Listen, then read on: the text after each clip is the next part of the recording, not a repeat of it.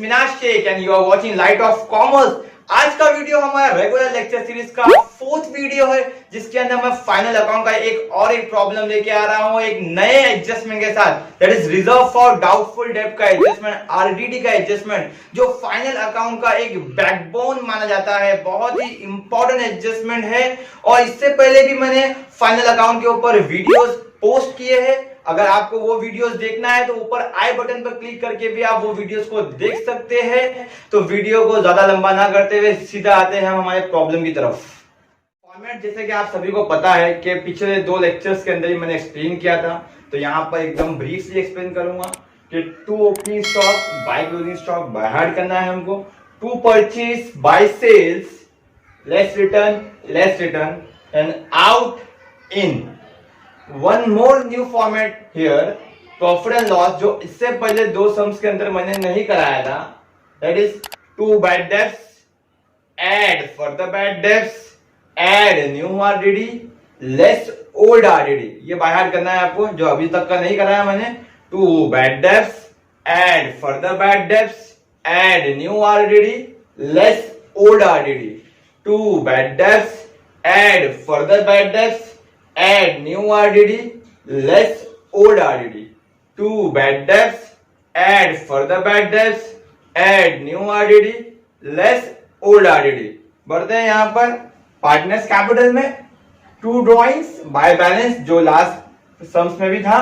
Balance sheet के अंदर 4C सबको पता है, capital, creditors, cash, closing stock. Now move on to problem. Karishma and Raveena are partners sharing profit and losses in equal ratio. From the following trial balance and additional information prepared trading and profit and loss account for the year ended 31st March and balance sheet on that date. Trial balance दिया हुआ है। जैसा हम question को solve करते हैं, पहले हम एडजस्टमेंट रीड करते हैं, उसके बाद हम ट्रायल बैलेंस पे आते हैं, तो वैसे ही करेंगे। तो सबसे पहला additional information first, closing stock is valued at ₹70,000। Closing stock एक ऐसा लौता एडजस्टमेंट है जो आपको सबसे पहला सॉल्व करना है। क्लोजिंग स्टॉक की एंट्री सॉल्व करने में कोई भी दिक्कत नहीं होती है, खाली हमको फिलअप करना है और कुछ नहीं। इसके पहले भी मैंने दो वीडियो बनाया, उसमें भी क्लोजिंग स्टॉक को लिया था और यहाँ भी हम क्लोजिंग स्टॉक को ले रहे हैं। कितना लिया है क्लोजिंग स्टॉक? 70,000। सिर्फ फिलअप करना है, कुछ सोचना नहीं ज्यादा। 70,000 यहाँ आएगा एक और 70,000 यहाँ आएगा, हमने लिख के रखा है, सिर्फ फिलअप करेंगे। इतने फिलअप करने से आपको 1 मार्क मिल जाएगा। बढ़ते नेक्स्ट एडजस्टमेंट की तरफ। That is provide depreciation on building at the rate 20% and machinery at the rate 10% per annum. मतलब बिल्डिंग पे और मशीनरी पे एडजस्टमेंट है, तो हम बिल्डिंग और मशीनरी को हमारे ट्रायल बैलेंस के अंदर टिक कर लेंगे। अगर क्वेश्चन का स्क्रीनशॉट निकाला है आप लोगों ने, तो याद रखिए कि बिल्डिंग और मशीनरी पे एडजस्टमेंट है, या तो कोई एक पेज पर लिख के रखे। नेक्स्ट आगे, आउटस्टैंडिंग एक्सपेंसेस दिया हुआ है, royalties and salaries and wages. तो रॉयल्टीज को टिक कर लेंगे और सैलरीज एंड वेजेस को टिक कर लेंगे। फोर्थ एडजस्टमेंट, जो नया एडजस्टमेंट है जिसके बारे में मैं बात कर चुका हूं कि ये एडजस्टमेंट जो है वेरी इंपॉर्टेंट एडजस्टमेंट है और हमेशा ये एडजस्टमेंट हमेशा लास्ट में ही सॉल्व करना है हमको। मैं पढ़ लेता हूं एक बार। Create provision of bad debts ₹2,000 and reserve for doubtful debt 3% on sundry debtors। Clearly लिखा है कि एडजस्टमेंट किसके ऊपर है? सन्ड्री डेटर्स के ऊपर है, तो सन्ड्री डेटर्स को भी टिक कर लेंगे। ये नया एडजस्टमेंट है ये सम के अंदर। तो अभी ट्रायल बैलेंस पे आ जाते हैं हम। एडजस्टमेंट को हम ट्रायल बैलेंस की पोस्टिंग के बाद सॉल्व कर लेंगे। सबसे पहला आइटम, लैंड एंड बिल्डिंग। अभी तक का लैंड एंड बिल्डिंग हमारे सम्स में आ चुका है, तो लैंड एंड बिल्डिंग क्या है सभी को पता है। तो लैंड एंड बिल्डिंग क्या है? तो असेट है लैंड एंड बिल्डिंग। तो लैंड एंड बिल्डिंग को असेट में लिख देंगे, लैंड एंड बिल्डिंग। कितना अमाउंट दिया है? 1 लाख। 1 लाख को मैं इनर कॉलम में लिखा। क्यों इनर कॉलम में? क्योंकि लैंड एंड बिल्डिंग के ऊपर एडजस्टमेंट है डेप्रिसिएशन का। बढ़ते हैं सेकंड वन की तरफ। It is plant and machinery. Again plant and machinery is asset, तो इसको भी हम असेट में लिख देंगे, प्लांट एंड मशीनरी। कितना अमाउंट दिया हुआ है? 60,000। इसको भी मैंने इनर कॉलम में लिखा है। क्यों? क्योंकि इसके ऊपर भी एडजस्टमेंट है। Third one, opening stock. क्या करेंगे बच्चों? ओपनिंग स्टॉक, ओपनिंग स्टॉक को हमेशा फिलअप करेंगे। तो ओपनिंग स्टॉक हमने यहाँ लिख के रखा है, तो यहाँ फिलअप करेंगे ओपनिंग स्टॉक को। That is 80,000। Is it clear? Next one, bills receivable. अब तक के हर प्रॉब्लम में बिल्स रिसीवेबल आया है और मैंने हमेशा यही बोला है कि any amount receivable is asset. हमारा पैसा रिसीवेबल है, हमारा पैसा आने का बाकी है। बाकी है मतलब मेरा पैसा है, मेरी प्रॉपर्टी है, मेरी प्रॉपर्टी है मतलब मेरा असेट है। तो यहां असेट में लिख देंगे बिल्स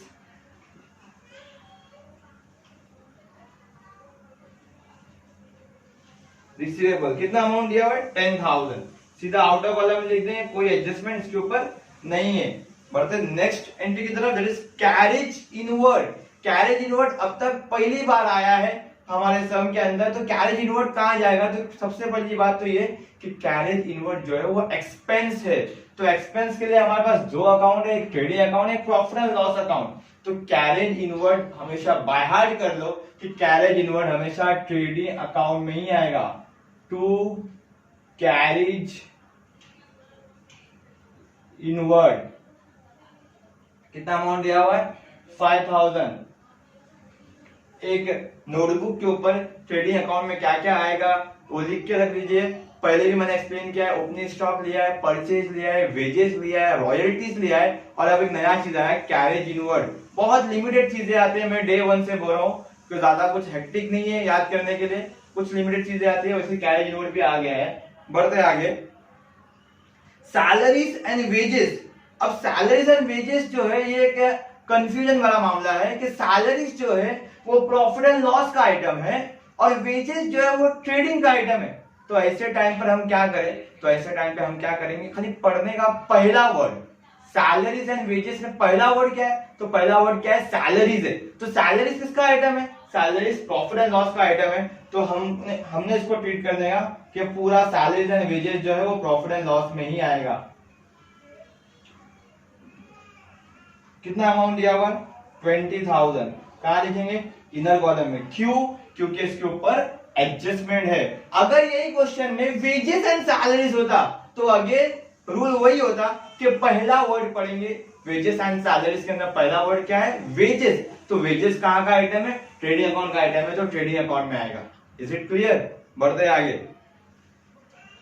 सन्ड्री डेटर्स। डेटर्स अभी तक के हर प्रॉब्लम में आया है, सभी को पता है डेटर्स हमारे वो कस्टमर हैं जिन्होंने हमसे उधार लिया है।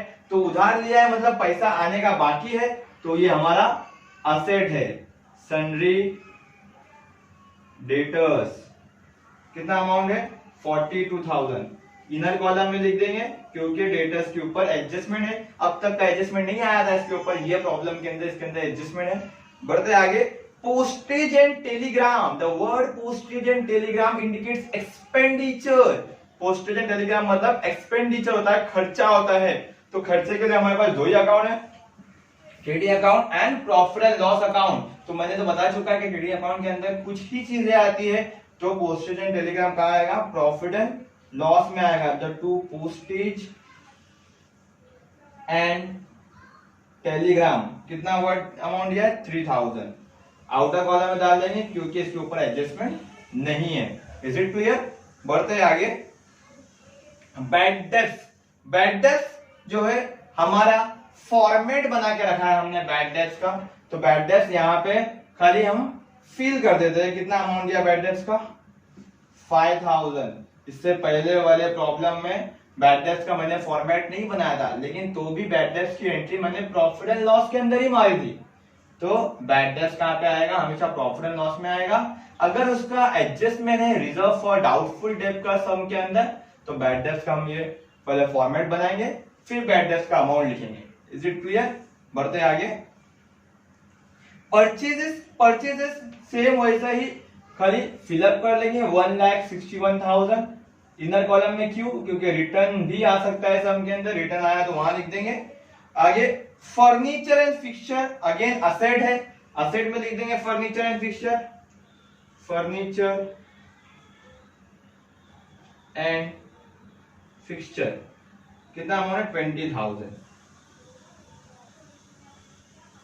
Next one, printing and stationery. Printing and stationery again an expenditure. Expenditure है, ट्रेडिंग अकाउंट में नहीं आएगा। क्यों नहीं आएगा? क्योंकि ट्रेडिंग अकाउंट में कुछ ही एंट्रीज आती है जो हमको मालूम है, तो ये प्रॉफिट एंड लॉस में आएगा टू प्रिंटिंग एंड स्टेशनरी। कितना अमाउंट है 4000। आउटर कॉलम में आएगा क्योंकि एडजस्टमेंट नहीं है इसके ऊपर। बढ़ते सेल्स रिटर्न। अब तक का रिटर्न लिख के आता था रिटर्न इनवर्ड, अभी एक नया वर्ड आया सेल्स रिटर्न। तो सेल्स रिटर्न है तो सेल के नीचे लिख दो इसको, सेल्स रिटर्न सेल के नीचे कितना अमाउंट दिया हुआ है रिटर्न का 5000, तो 5000 लिख दो। परचेस रिटर्न परचेस के नीचे, सेल्स रिटर्न सेल्स के नीचे। आगे एडवर्टीजमेंट 22,000। एडवर्टीजमेंट कल भी आया था हमारे सम के अंदर, जिसके अंदर एडवर्टीजमेंट के अंदर हिडन एडजस्टमेंट था, और मैंने बताया था आपको कि हिडन एडजस्टमेंट कैसा पता चलता है कि ब्रैकेट में कुछ लिखा होता है। कल 10 मंथ्स था कल के प्रॉब्लम में, और आज के प्रॉब्लम में यहाँ लिखा है ब्रैकेट में 11 मंथ्स। तो अगेन इसके ऊपर एक एडजस्टमेंट है, हिडन एडजस्टमेंट है। सॉल्व बाद में करेंगे, सिर्फ पोस्टिंग करके रखते हैं हम एडवर्टीजमेंट का। Okay, to advertisement profit and loss के अंदर इनर कॉलम में लिख देते हैं 22,000। सॉल्व बाद में करेंगे, बढ़ते आगे। रॉयल्टीज, रॉयल्टीज भी हमारा आ चुका है इससे पहले। कहा लिखा है रॉयल्टीज को हमने? रॉयल्टीज को हमने ट्रेडिंग अकाउंट में लिखा है, तो रॉयल्टीज लिख देंगे ट्रेडिंग अकाउंट के अंदर 5000।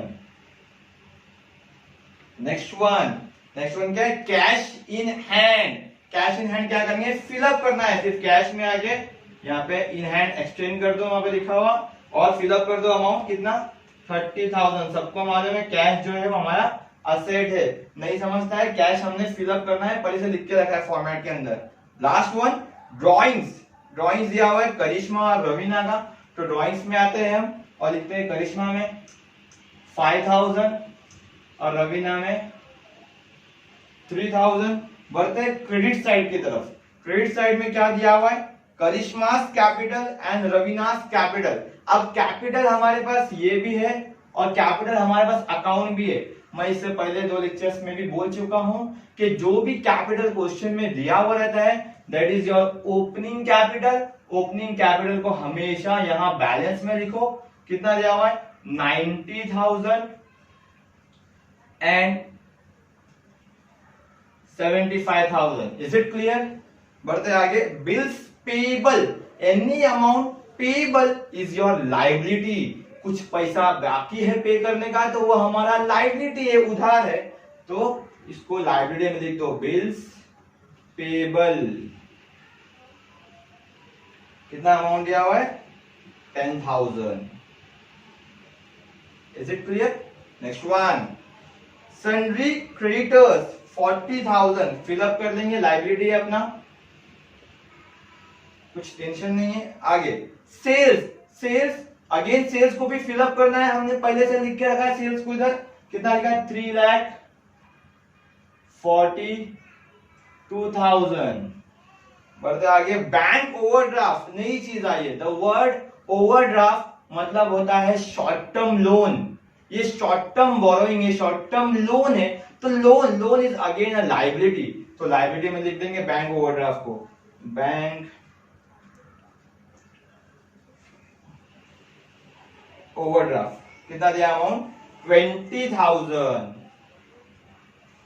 आगे रिटर्न आउटवर्ड। रिटर्न आउटवर्ड भी हमें पता है कि सिर्फ फिलअप करना है, तो रिटर्न आउटवर्ड यहां हम फिलअप कर देंगे 1000। Next reserve for doubtful date. एक नया आइटम आया है जो अभी तक के प्रॉब्लम्स के अंदर नहीं था, तो रिजर्व फॉर डाउटफुल डेट मतलब आरडीडी। आरडीडी अभी हमारे पास फिलअप करने के लिए है, बट हमारे पास 2 आरडीडी दिया हुआ है, new RDD and old RDD. तो ये कौन सा आरडीडी है? तो हमेशा स्टूडेंट याद रखना कि ट्रायल बैलेंस के अंदर जो भी आरडीडी दी हुई है वो ओल्ड आरडीडी ही है। वापस बोलता हूं एक बार, ट्रायल बैलेंस के अंदर तुम्हारे क्वेश्चन के अंदर जो आरडीडी दी है वो ओल्ड आरडीडी ही है। तो कितना दिया हुआ है? 2000। सिर्फ यहाँ पे हमको पोस्टिंग करना है उसको 2000 माइनस के अंदर। और फर्दर बैड डेट और न्यू आरडीडी क्या होता है, ये जब हम एडजस्टमेंट सॉल्व करेंगे तब बताऊंगा मैं। मतलब ट्रायल बैलेंस के अंदर सिर्फ 2 चीज आएगी आपके ये फॉर्मेट के अंदर, bad debt and old RDD.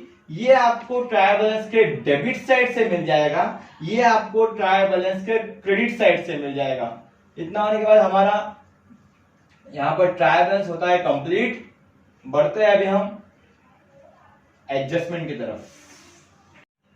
Adjustment की तरफ बढ़ते हैं। अभी एडजस्टमेंट के अंदर पहला एडजस्टमेंट क्लोजिंग स्टॉक का हमने ऑलरेडी पहले स्टार्ट में ही कर चुके थे। सेकेंड एडजस्टमेंट की तरफ बढ़ते हैं, that is depreciation on building at the rate 20% and plant and machinery at the rate 10%। तो लैंड एंड बिल्डिंग के ऊपर डेप्रिसिएशन लेस लिखेंगे, यहाँ पे depreciation eight the rate 20%, same यहाँ पे less depreciation eight the rate 10%। 20% निकालेंगे, 1 लाख का 20% इज 20,000 एंड डेप्रिसिएशन इसका आएगा 10% इट इज 6,000। आउटर कॉलम लिखेंगे 80,000 एंड 54,000। अब इसका सेकेंड इफेक्ट हमको पास करना है, तो सेकेंड इफेक्ट कैसा पास करेंगे, मैंने ऑलरेडी पहले लेक्चर्स के अंदर ही मैंने रूल बता दिया था कि राइट साइड से कोई भी चीज माइनस करेंगे, राइट साइड से कोई भी चीज माइनस करेंगे तो दूसरा इफेक्ट राइट साइड में कभी नहीं आएगा। राइट से माइनस करेंगे तो दूसरा इफेक्ट हमेशा लेफ्ट में आएगा। तो लिखेंगे to depreciation on land and building and plant and machinery कितना 20,000 और 6,000 is 26,000। Now next adjustment, outstanding expenses, royalties दिया है एंड सैलरीज एंड वेजेस दिया है। जो हमने कल के लेक्चर्स के अंदर भी आउटस्टैंडिंग के बारे में कुछ स्टडी किया था कि आउटस्टैंडिंग ऐड करेंगे हमेशा, मैंने याद भी करवाया था आप लोगों को, आउटस्टैंडिंग ऐड प्रीपेड लेस, तो आउटस्टैंडिंग हमेशा ऐड होगा। तो क्या बोला है इधर, आउटस्टैंडिंग एक्सपेंस के अंदर रॉयल्टीज बोला है और सैलरीज एंड वेजेस बोला है, तो दोनों के अंदर आउटस्टैंडिंग को ऐड कर लेंगे। ऐड आउटस्टैंडिंग, कितना बोला रॉयल्टीज का अमाउंट 1,000 और सैलरीज एंड वेजेस का अमाउंट बोला है 200। Add outstanding 200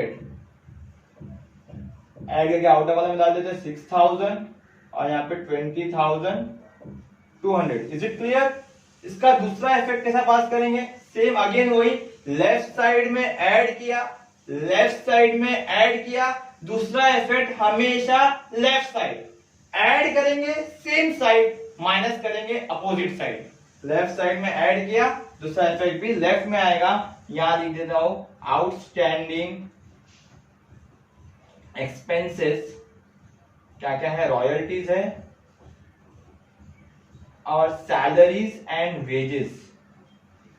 royalties 1,000, salaries and wages 200, out of column में 1,200। Is it clear? बढ़ते हैं last adjustment, very important adjustment. इस एडजस्टमेंट की वजह से पूरा ये सम कराया है मैंने, that is create provision of bad debt ₹2,000 and reserve for doubtful debt eight the rate 3% on debtors. तो जब भी हम आरडीडी का एडजस्टमेंट सॉल्व करेंगे तो दो जगह पे इफेक्ट आता है, एक प्रॉफिट एंड लॉस अकाउंट के अंदर और एक बैलेंस शीट के अंदर सन्डी डेटर्स के अंदर। प्रॉफिट एंड लॉस अकाउंट के अंदर हमने एक फॉर्मेट बना के रखा है आरडीडी का, that is to bad debt, add further bad debt, add new RDD and less old RDD. उसके अंदर भी हमने bad debt and old RDD का फिलअप पहले ही कर चुके हैं ट्रायल बैलेंस में देख के, और फर्दर बैड डेट और न्यू आरडीडी की जगह अभी भी हमारी खाली है क्योंकि एडजस्टमेंट के अमाउंट वहां आने वाले हैं। अब यहाँ आके देखते हैं सन्डी डेटर्स में, तो सन्डी डेटर्स के अंदर से हमेशा याद रखना पहले हम फर्दर बैड डेट माइनस करेंगे और उसके बाद न्यू आरडीडी फाइंड करके वो माइनस करेंगे। Is it clear students? Sum के अंदर देखते हैं कि आरडीडी कैसा हम इफेक्टिव एंड एफिशिएंटली सॉल्व कर सकते हैं। तो सन्डी डेटर्स में आते हैं हम, और वहां पर दो एडजस्टमेंट के बारे में बोला है, एक reserve provision for bad debts is ₹2,000 and reserve for doubtful date. जो बैड डेट्स दिया है 2,000 पहले वो सॉल्व होगा। बैड डेट्स मतलब होता है पैसा डूब जाना, तो डेटर्स का पैसा डूब गया तो इसको हम लेस कर देंगे और लिखेंगे फर्दर बैड डेट। क्यों फर्दर बैड डेट? फर्दर मतलब दूसरा और एक बैड डेट, तो और एक बैड डेट क्यों बोला गया? क्योंकि बैड डेट ऑलरेडी क्वेश्चन में रहता है, बैड डेट की एंट्री हम पहले ही मार चुके हैं कि भाई बैड डेट था, उसके अलावा और एक बैड डेट आया, इसलिए इसको बोलते हैं फर्दर बैड डेट। तो कितना दिया है फर्दर बैड डेट? 2,000, तो 2,000 पहले डेटर्स में से माइनस हो जाएगा और माइनस होकर अमाउंट नीचे लिख देंगे 40,000। क्यों नीचे लिखा हमने, आउटर कॉलम में क्यों नहीं लिखा? क्योंकि इसके ऊपर एक और एक एडजस्टमेंट है आरडीडी का। आरडीडी क्या बोलता है? Reserve for doubtful debt at 3% on debtors. तो अब 3% निकालना है अपने को, लेस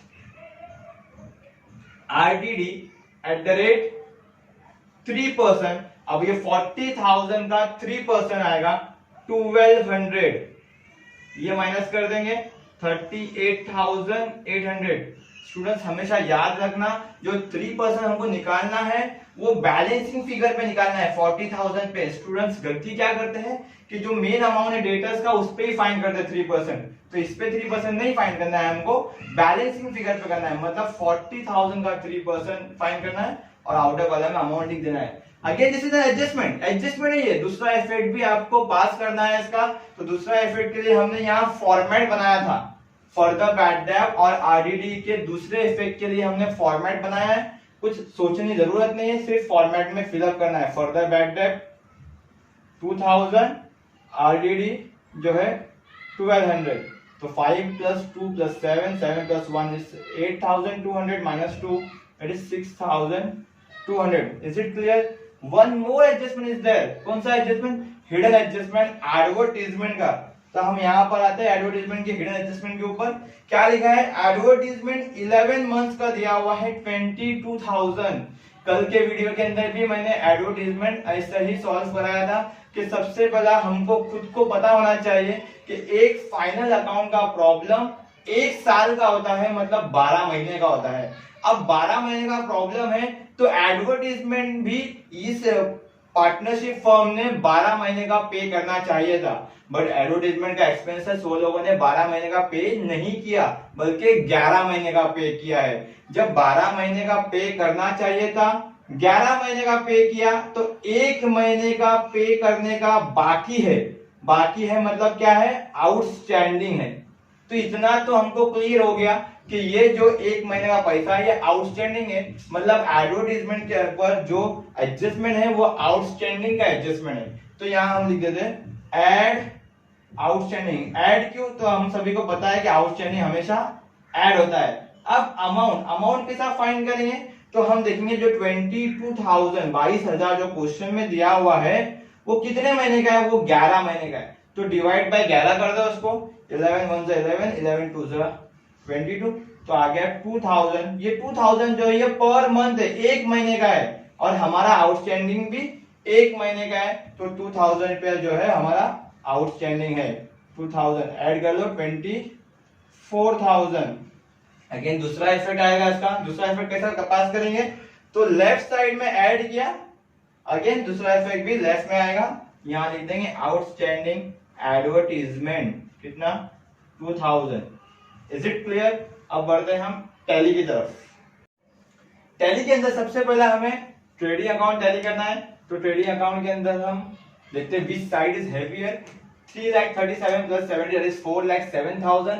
ये 80 + 61 62 40 + 5 241 + 6 2,51,000। ये 4,07,000 है और ये 2,51,000 है। तो अगेन 4,07,000 जो है वो बड़ा है, तो जो जितना भी अमाउंट बड़ा रहेगा, जो ज्यादा रहेगा, हैवी रहेगा, उसको दोनों तरफ लिखेंगे हम। ये 4,07,000 में से 2,51,000 को माइनस कर देंगे तो अमाउंट आएगा 1,56,000।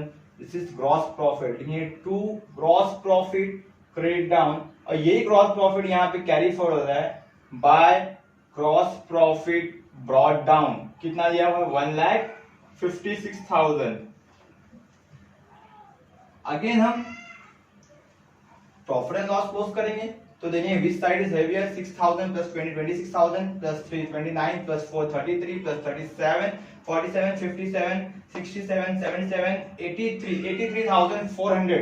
लेफ्ट साइड का है 83,400 और यह 1,56,000। अगेन 1,56,000 जो ज्यादा अमाउंट है, तो 1,56,000 को हम लिख देंगे। यहाँ भी 1,56,000 और यहाँ भी 1,56,000, और दोनों का जो बैलेंसिंग फिगर आएगा दैट इज 72,600। वो हम यहाँ पे बैलेंस लिख देंगे और ये 2 नेट प्रॉफिट क्रेडिट डाउन। अब ये नेट प्रॉफिट को हम दोनों पार्टनर करिश्मा एंड रवीना में डिस्ट्रीब्यूट कर देंगे। अगेन पार्टनरशिप रेशो जो है वो क्वेश्चन में दिया हुआ होता है, हम क्वेश्चन में देखेंगे तो लिखा हुआ है क्लियरली पहले लाइन के अंदर इक्वल रेशो, तो हम इसको इक्वली बांट देंगे, दैट इज 36,300 एंड 36,300। अब ये यहाँ पर 2 है तो पार्टनर्स कैपिटल में क्या आ जाएगा, बाय नेट प्रॉफिट 36,300। अभी पार्टनर्स कैपिटल क्लोज करेंगे तो अगेन वैसा ही क्लोज करना है अपने को, 20 साइड हैवियर देख के, तो ये 1,26,300 है और ये 1,11,300 है। सेम यही अमाउंट यहाँ लिखेंगे 1,26,300 1,11,300। 1,26,300 में से 5,000 को माइनस कर देंगे तो आएगा 1,21,300 और 1,11,000 में से 3,000 को माइनस करेंगे तो आएगा 1,08,300। इसको लिखेंगे टू बैलेंस क्रेडिट डाउन, और यही बैलेंस हमारा क्या बनता है, कैपिटल बनता है। तो करिश्मा एंड रवीना का क्लोजिंग कैपिटल कितना है, 1,21,300 1,08,300 ऐड कर लेंगे 3,600 8,192 2,29,600 टोटल करेंगे तो आएगा 2,29,000 39 79 99 3 लाख 400 3,02,800। सेम यहाँ पे कर लेंगे टोटल तो आएगा 3,02,800।